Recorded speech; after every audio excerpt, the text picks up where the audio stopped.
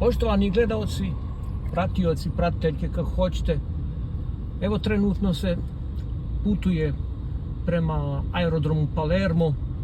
Evo da vidite kako je grad Palermo sada u ovim satima od 15:30 pa sve tamo negdje do 19:30. Koja je to gužva, kao što možete vidjeti. Zato ako se ikad niko nađe na ovim prostorima ovdje na Siciliji, neka uvijek vodi računa, pogotovo kad treba negdje putovat, kad treba da stigne na aerodrom Palermo i tako dalje.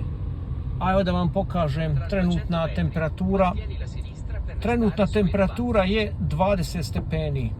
Ovdje zime nema. Evo još malo da vidite. Evo.